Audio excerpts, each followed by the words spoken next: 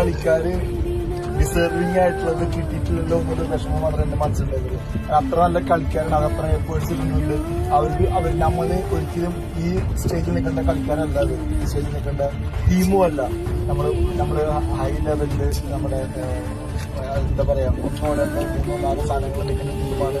എന്തോ ഒരു എനിക്ക് അതിന്റെ എന്ത് വാക്കാണ് കൊടുക്കണം എനിക്ക് അറിയില്ല. നമ്മൾ അച്ചീവ് ചെയ്തപ്പോ എനിക്ക് തോന്നിയത് ഞാനൊരു ഘടകമല്ല, അല്ലെങ്കിൽ ഞങ്ങളുടെ കോച്ചിങ് സ്റ്റാഫ് ഒരു ഘടകമല്ല. ആ കളിക്കാർക്കുള്ള കപ്പാസിറ്റി കൊണ്ട് അവർ നേടിയിട്ടുള്ള കാര്യങ്ങൾ തന്നെയാണ്. അത് ക്ലിയർ ആണ്. അപ്പൊ നമുക്ക് പ്രിയപ്പെട്ട കേരള ബ്ലാസ്റ്റേഴ്സ് ആരാധകരെ ഉത്തമൻ കോച്ച് പറഞ്ഞത് നിങ്ങൾക്ക് മനസ്സിലാക്കാണെന്ന് വിചാരിക്കുന്നു.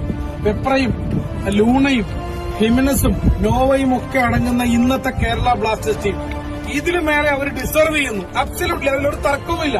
ഇതിലും മേലെ അവർ ഡിസർവ് ചെയ്യുന്നു. പക്ഷെ നേരത്തെ പറഞ്ഞ പോലെ നമ്മളല്ല കാര്യങ്ങൾ നിശ്ചയിക്കുന്നത്, അത് എക്സ്ട്രാ നാച്ചുറൽ ഫോഴ്സസ് പലതുകൊണ്ട്. അപ്പൊ അതുകൊണ്ട് തീർച്ചയായിട്ടും അതിനെ ആ ഒരു സെൻസിൽ വേണം നിങ്ങൾ അതിനെ എടുക്കാൻ. റൈറ്റ്.